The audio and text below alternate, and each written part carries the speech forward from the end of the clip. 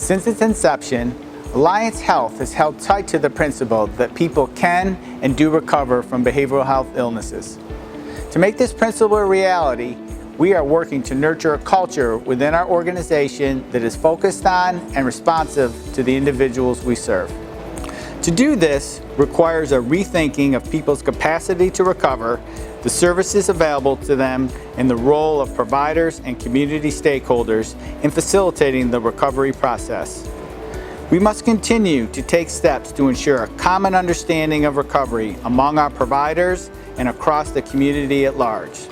At Alliance, we're working towards a recovery-focused system of care, collaborating to provide an effective network of resources for community members and families experiencing emotional distress and disability-related needs, so they can heal, have hope for the future, and live personally meaningful lives.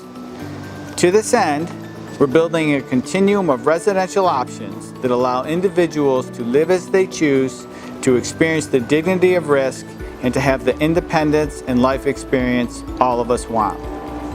What follows is one of a series of 6 trainings that provide some basic tools needed to support the people we serve with the dignity and respect they deserve, to improve our communities by allowing them to experience all of their citizens' different gifts, and to enjoy inclusive neighborhoods that embrace the value of every member.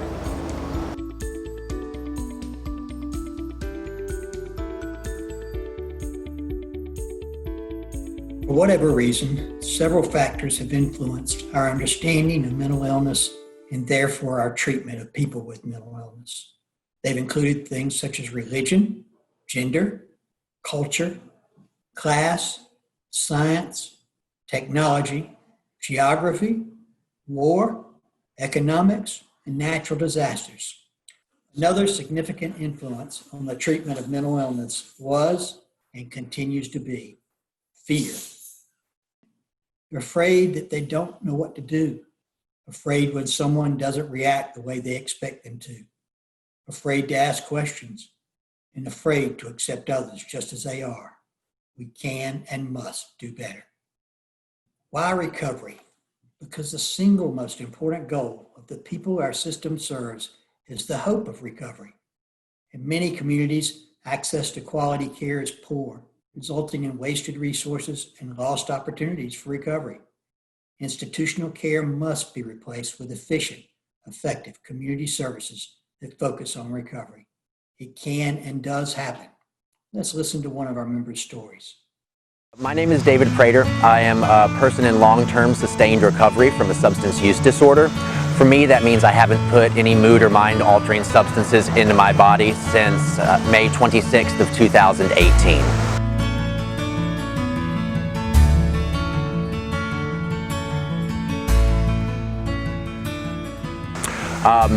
My story begins with realizing at a young age that I was gay and feeling that I didn't fully fit in as a result. I began smoking crystal meth at the age of 18, and for the next 15 years, crystal meth was my master. That drug led me down a long, hard road, feelings of wanting to end it all. Feelings of depression, like I didn't belong, like I didn't fit in anywhere, like I wasn't worth anything. Fortunately, I found hope. For me, that meant that when I went to the Durham County Jail, I was enrolled in a program called the STAR program, Substance Treatment and Recidivism Reduction. While I was there, I was taught about the disease of addiction. I was given some great tools to help me along my recovery journey, and I met people that gave me hope. One of those people was an amazing woman named Ramona Branch.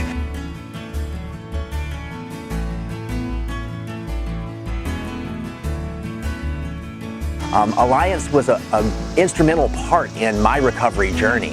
When I left the Durham County Jail, I knew I couldn't go back to where I was living before. I needed to find safe and sober housing. And Alliance helped connect me with funding assistance to get me on my feet. They helped me with finding counseling and other services which would support me along my recovery journey. I have hope for the future, and that was something I didn't feel when I was living in an abandoned building. when I was having to steal to eat. Today, I don't know exactly where my life is going, but I have faith that if I continue forward with doing the next right thing, if I keep myself connected with positive influences in my life, and I continue to pay back the karmic debt that I've incurred, that my life will be one that brings me satisfaction and fulfillment. Hope is real, recovery is possible, and that every person deserves to live their best life. So what does the recovery model look like? At Alliance, we believe that people can and do recover. The expectation should always be that every member will recover and live their life to the fullest, that their community is accessible and welcoming, that relationships are real and not just paid staff. In a recovery model, our members have the tools they need to cope with the day-to-day challenges, are looking for and finding solutions, and learning to become self-reliant or interdependent within a community. Our members are empowered to live well. They are making progress, thinking through each decision they make, understanding how to weigh risk versus benefit. When struggling, they know where to go, who to reach out to, and are comfortable in doing so. Most of all, their life is their own. We are all just the supporting cast. Recovery is a process of change through which individuals improve their health and wellness, live a self-directed life, and strive to reach their full potential. Smooth sailing, right? The truth is, it can sometimes be a bumpy road, just like anyone's life. Over time, people are able to get better, struggle at times, and then come back even stronger. Although there will be temporary setbacks where new tools and skills are learned, the trajectory of someone's life is an upward and fulfilling direction. People can and do recover. I would like you to challenge your own beliefs and thoughts about mental health and addiction. Do you think that people struggling with mental health or substance use are choosing this life? That they're just being lazy? Do you see them simply as criminals or crazy? Or do you see them as people, human beings in crisis, going through a difficult period in their lives? Did you know that over 90% of people have experienced some type of traumatic event in their life? That emotional distress is a natural reaction to trauma? We all face life and all its many ups, downs, unjust and uncalled for experiences, physical or emotional violence, sexual assault, school bullies, neglect, environmental, political, death, natural disasters, the list goes on. None of us are immune to having traumatic events in our life. Some of us have the tools needed to cope. Some of us need additional support.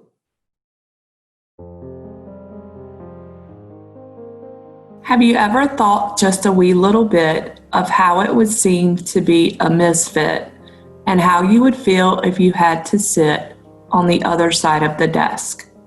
Have you ever looked at the man who seemed to bum as he sat before you, nervous, dumb, and thought of the courage it took to come to the other side of the desk? Have you thought to yourself of his dreams that went astray, of the hard, real facts of his everyday, of the things in his life that make him stay on the other side of the desk? Have you thought to yourself, it could be I, if the good things of life had passed me by, and maybe I'd bluster and maybe I'd lie from the other side of the desk? Did you make him feel he was full of greed, make him ashamed of his race or creed? Or did you reach out to him in his need to the other side of the desk?